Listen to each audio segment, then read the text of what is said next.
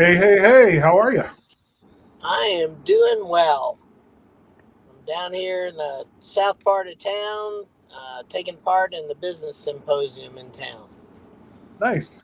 So I love the fact I can get out here, just be on my phone, do the Spark Live, all good stuff. It's a crazy world, isn't it? It is.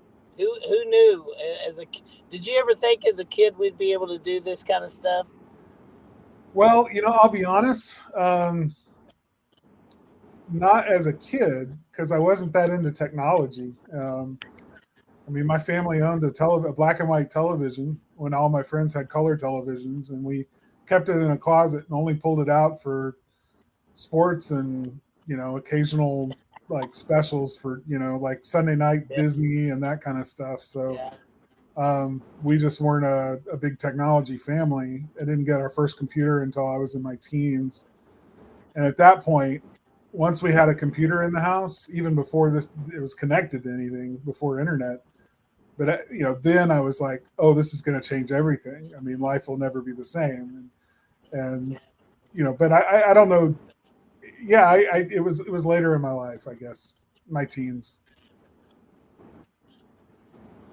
Well, it was so far removed from anything I would even think about when I was a kid. I was too busy outside playing.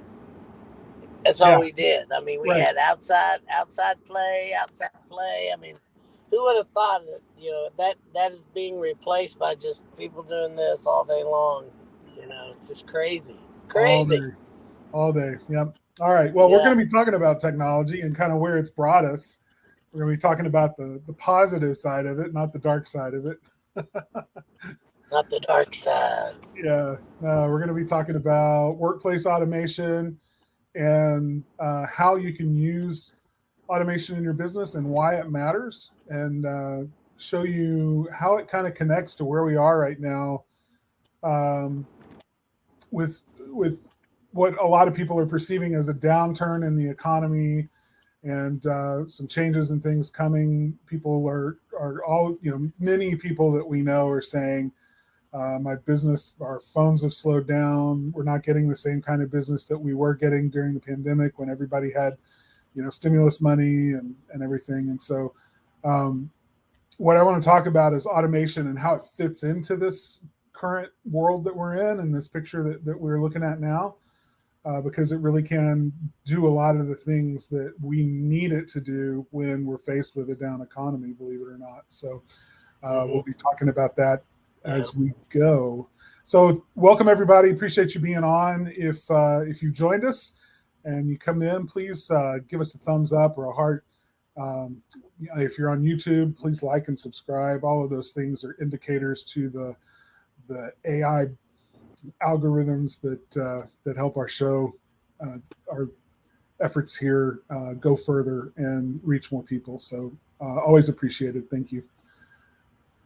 All right. So the first thing I want to talk about, Taylor, is this common misconception that automation. When we talk about automation, we're talking about robots. We're talking about things that are just autonomous and they go out and they do stuff for you. And um, you know that's really not all that automation is. In fact, automation can really be described as any tool, whether it's a physical tool or a um, virtual tool like software, that does something for you that either speeds up a process or takes over a process that you used to have to manually do or that required manual labor. So lots of things. I mean, think of your job site. Mixing concrete on a big job used to be, four or five guys mixing concrete and hauling it up in buckets or wheelbarrows or whatever. Um, and then, a crew can get one good size concrete mixer and automate the mixing of concrete, and it reduces the amount of labor necessary to staff on the job site by quite a bit. So it doesn't necessarily replace those people.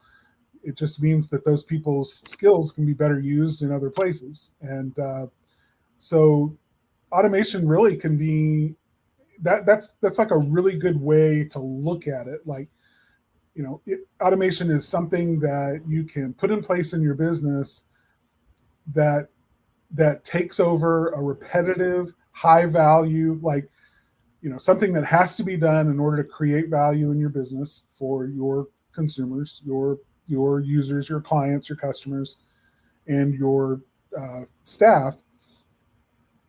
But it can take over that part or work with people in the business in order to create more consistent results on an ongoing basis.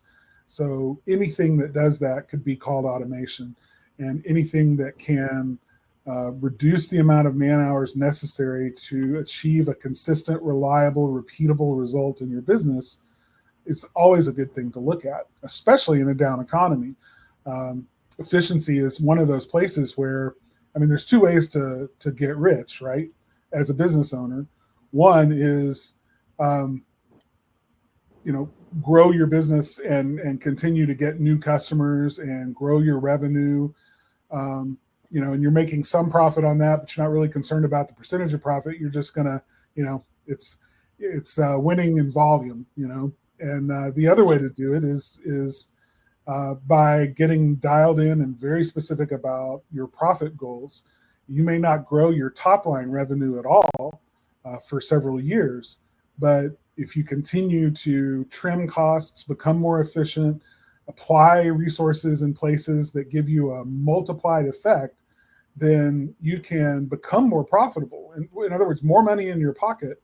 You've grown in terms of what the business is giving you without ever having to actually see a top line revenue growth. So in a down economy, efficiency becomes the name of the game. That's everything right now. So that's important to think about. Yeah, and this may be oversimplistic, but the way that I look at automation versus robotics, because robotics can be automation, but automation doesn't necessarily mean they're robots. So I don't know if you remember that old I Love Lucy deal where Lucy and Ethel are in the chocolate factory. Yes. Well, that conveyor belt that's coming, that's automation. So that's helping the chocolate get down. So they're moving the chocolate down, and that's an automated process because it's something that's moving it along the pathway. And there are people there trying to package it and do whatever, and they can't, so they're eating it like crazy. But if they make a lot of money, the company, if they change and take Lucy and Ethel out and put robots in, they're just picking that up and package it because it's a very repetitive thing on there done by a robot. But you still have the conveyor belt. That's the automation. So that's kind of the way I look at automation and robots. I don't know if that makes sense. Yeah, no, that's a legitimate way of putting it. I don't know if you can hear me or not. Can you hear me? It's just one of those things that's really interesting. So I think that getting too dialed in on like the specifics between automation and robots is, at some point, I think it's an important distinction, but at some point for a business, it's not as material as we might make it out to be. For the purposes of this conversation, we're going to talk about automation as something that you put in place that is a process or a system that can run with minimal labor or interference from human beings to accomplish things that human beings used to have to do manually. Okay, so that's a pretty broad definition, but it's a useful one for what we're going to be talking about. So, all right, let's talk about. We've talked a little bit about how do you identify those things, right? Look for things in your business that are repetitive, over and over and over again, have to be done, and look for any efficiency that could be gained in those specific tasks. That if you had a better tool, if you had something that could be set up and run so that you didn't have to attend to it with your time as frequently, those are good candidates for automation. So we're going to talk later about different categories of automation in business and get into that. one of the big questions we get asked is, what is it going to cost in order to automate? And you've certainly seen tools. I mean, we're going to talk a lot about software today because, digital is kind of the playground that we operate in with our marketing business. Um, Automation can run, from tens of dollars, you can automate a process to hundreds of thousands of dollars. And it really just depends on what you're trying to automate and how important it is to you to get it right and to automate a process, how complicated it is to automate that. Most of what we're going to be talking about today is certainly not on the extreme of either of those. We're talking about something that you can or things that you can automate that provide extreme value for the cost of the automation. So affordability really is one of those subjective questions that you have to decide whether or not it's worth it, right? Like there's a line for you. It costs me this much, but when I use it, it gets me this much, right? So somewhere higher than that, hopefully. If it's not higher than, if you don't get back from it what it costs, right? Negative ROI is what we would call that. Then, certainly not worth automating, right? Well, and I do think too that I don't necessarily like the term afford, and mainly because when you're talking about can I afford something, it's in the expense category. I'm going to take money out and I'm not going to get anything back. So, and I think that's one of those things that you have to look at automation as an investment, that you're going to invest in a tool or in a set of tools or whatever, that you have to make sure and monitor and track what you're getting out of it, because once that is done, then you can really determine if that investment is in fact worth it. And then it's like any other investment. If it's not, if it's not worth it, if you find that it's not worth it, then that's something you need to stop doing. If you buy a stock and you've lost 50% and you see it's keeping going down, you want to sell it and get something out of it before you lose it all. But at the same time, if you buy a stock and the whole market's down 50%, then the whole market's probably going to go back up at some point. So you see, does that make sense? So you have an investment, and it may take a while for you to see the return on it, but you got to stay in it long enough to see what it really does and to see what that return is. And then it's not a matter of whether I can afford it or not. It becomes a matter of whether I can afford not to do it or not. Yeah, absolutely. And having clear goals about what it is we're trying to accomplish here. Um, Absolutely. That's you know, true. if I have, if I'm paying $25 an hour to people to do a job, and I can buy a tool that, you know, can help that person do the same job that I've hired them to do in less time, and the number of hours times the hourly price is, on an ongoing basis is sufficiently less than the tool itself, then it's a no-brainer, right? It becomes a how can I not afford to do this? I mean, but there's other reasons too. Automation is great as a tool to support employees in the job that you've asked them to do.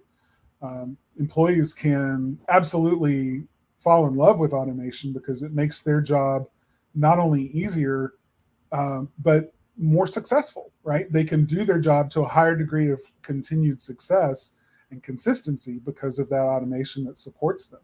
So when you think about office morale, when you think about culture, when you think about all of those intangibles that are so important to business and the goals of the business and its growth, then automation actually becomes like an employee, like a 24/7, never calls in sick, doesn't need sick, vacation time, and doesn't have kids. I mean, that's kind of what you can get out of this, and you'll find that employees at all levels of your business can use automation effectively to do their job better.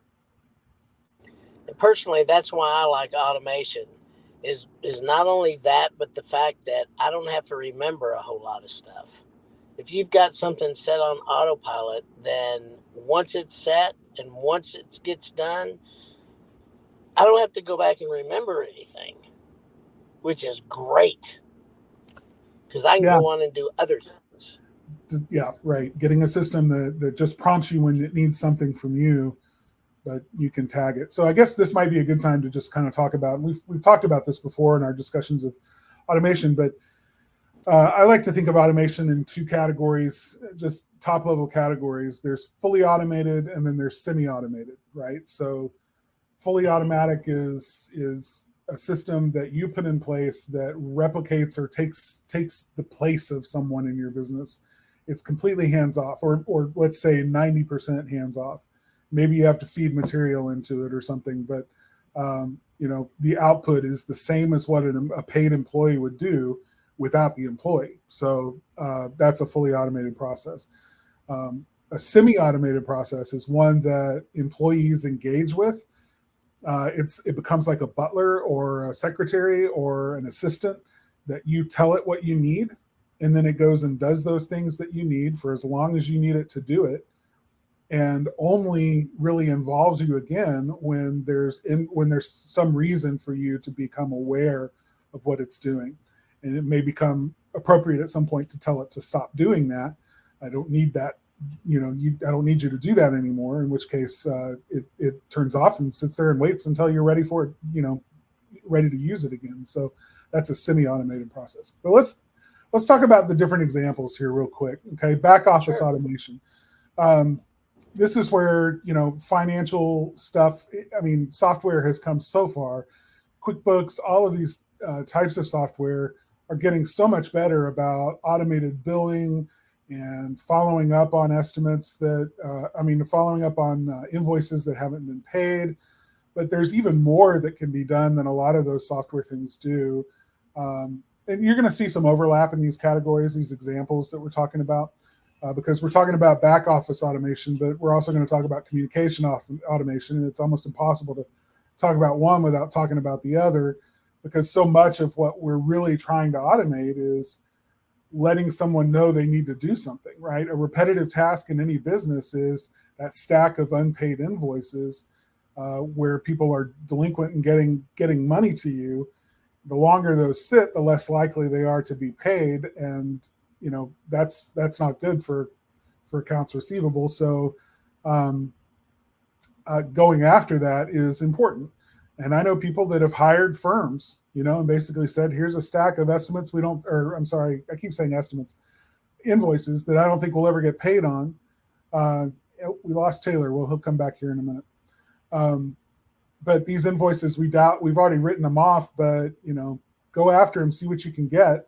And if you can get them, then, we'll split it with you 50-50 or 60-40 or whatever. So, but software can actually help with the process of communicating with customers that need to pay you and giving them an opportunity to get you paid before you ever have to get to a situation where it's a write-off. So communication about the money stuff and the back office stuff is truly important. The front office, right? The CSR stuff, the answering the phones, communicating with customers about appointments, all of those things are very important communication automation phases of the business, and these days very easy to automate. So with systems like our system, Customer Engine, there's other big platforms out there that cost a lot more money that that can do those things as well, just depending on what system you want to use and get with. Oh, there's Taylor. He's back. Hey, man. Well, that was the first. My phone said it's too hot. It just shut off. Really? Never had it do that again. So I held it in front of my air conditioner. So I was like, okay, that was interesting. Wow. Yeah. So not sure why, but I'm gonna hold it right here so that the air conditioner hits it. I guess this program is really tough on it. I don't know. Anyway, sorry about that. No worries. So let's talk about marketing automation. This is where, and I mean true marketing, like going after new customers, communicating with existing customers about special offers that you have that they need. And automating that process has become a no-brainer. And as a marketing company, I will say that we use automation internally quite a bit to help us serve our customers better and to make sure that we do what we need to do on their behalf when we need to do it, and use automation to deliver even better results. And so lots of ways that marketing can help in terms of email campaigns, in terms of text messages, in terms of even helping you put together learning, some automation with some AI can help understand exactly what your most popular offers have been in a given period, and telling you what you need to run as a special now or in 3 months, so that you can succeed like you had before, or even do better than you did last time. So those are important examples of marketing automation. Sales as well, following up on open estimates. I know we beat that drum quite a bit, but it's important, and it's one of the places in a business. It's one of the biggest cracks that we see in where revenue leaks out of a company. Potential revenue just absolutely drains away, and companies miss out on millions of dollars every year because they don't have a simple automation process to follow up when an estimate has been presented to a customer and that customer hasn't given you a yes or a no yet. So very, very important, very simple problem to solve. All right, so those are some examples of areas in your business that automation applies. Now let's talk about some of the most important benefits that you get out of automation. Okay, we've been mentioning these, but here they are, just as a list of 7 things. Think about these as we're looking at these 7 things. Think about those areas of your business where these benefits would be absolutely invaluable to you. Okay, streamlined communication. Where in your business does easier communication, frictionless experiences of communication? What areas? Think about not only with your customers, but with your team, with your staff as well. How many times is there confusion about a job and when it starts, or who's going on that job, or what supplies and tools we're going to need on that job?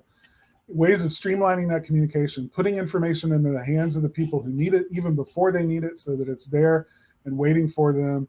Ways of streamlining. So think about that. Another one, increased accountability. Taylor, you want to talk about this one? Yeah, I mean, the thing about automation is, well, the way I look at increased accountability is the machine's accountable now. So you're not running around trying to make sure and go back and, did you do this? Did you do this? Have you called that customer? Have you signed up on that? Have you done this?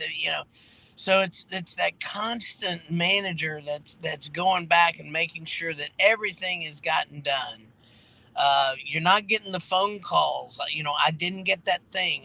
Nobody's called me yet. Blah, blah, blah, blah, blah. I mean, it's this whole thing. So then, the accountability piece is, it's a machine that's doing it. It's software that's doing it.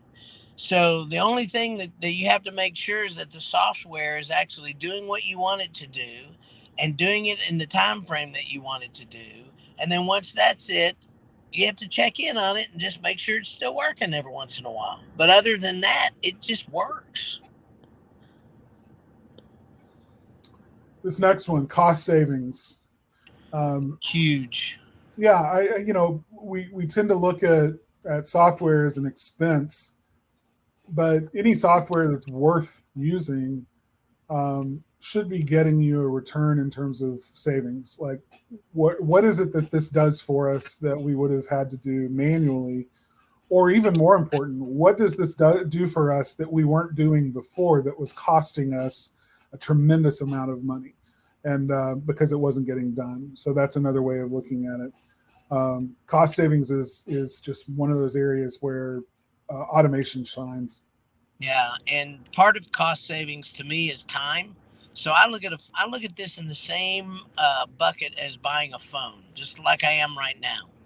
You know, if I had to go find an internet cafe and hook my computer up and try to do this, but I didn't have to do that. I just walked outside the building, got into my truck, and turned it on. You know, and I'm right here. What does that save me in time and energy and money?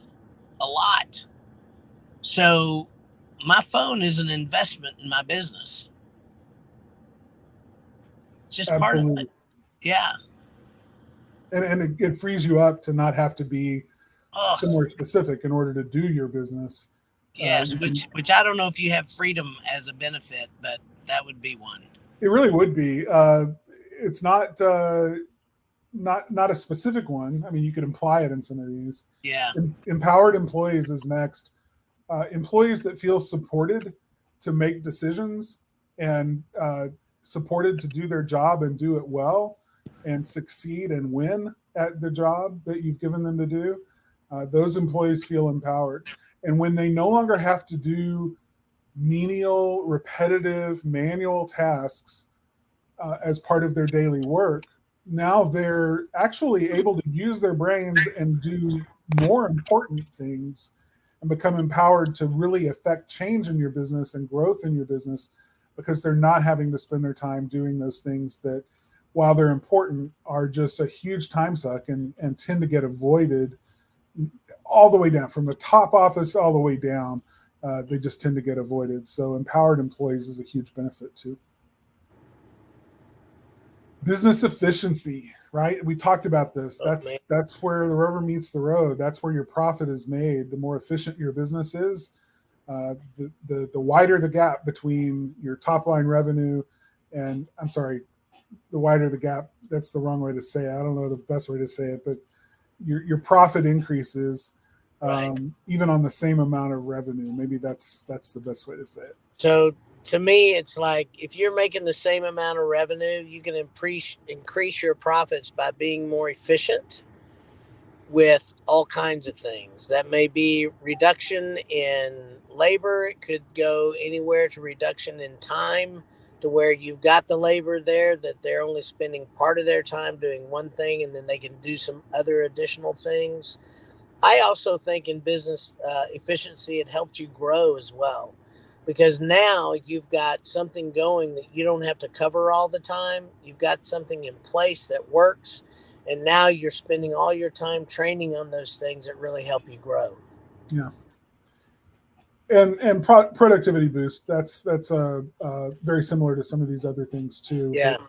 But the ability to just not have to constantly use brain power to make sure that certain manual things are being done and being able to focus deeper on the tasks that really matter while knowing that something running for you is and automated for you is taking care of those tasks really does help with productivity. One of the biggest time thieves in business is task switching, right? Yeah. I mean, Oh, that's man. one of the things that robs us of productivity Yes. more than anything else. And automation can relieve a lot of that kind of time switching overhead. Yep. Which Absolutely. leads to number 7, higher quality work, higher quality, deeper work.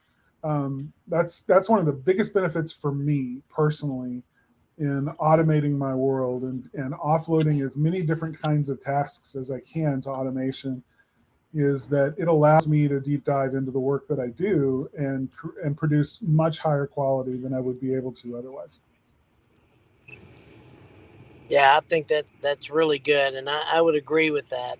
It's just when your mind is free to do those deep dives and to really dig in, and it's not just consumed with all the tasks, like you said, and a lot of times in managers, what I see in managers is they're following up with all these other things. If the follow up is automatic, and they don't have to do that follow up, then they can do deeper things. I think that's really important. Yeah, yeah. All right.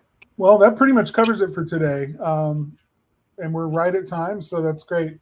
I just want to remind people that you can get Spark Live as a podcast on iTunes and Spotify, Google Play, lots of different places, as well as watch the replays on Facebook and on YouTube. So make sure that you subscribe to us on YouTube, like our page on Facebook, and you'll get updates every time that we have a replay or a new weekly episode. You can catch us every single week, same time, same place. Next week, we're going to be actually talking with special guest Linda Roydhouse, one of our favorite people, and get a chance to talk about automation in her business, what she was able to automate in her office, how it saved her time, how it increased productivity, created revenue for them, and made life a little bit easier. So we're definitely looking forward to that conversation with somebody who I consider to be one of the best in home services industry as far as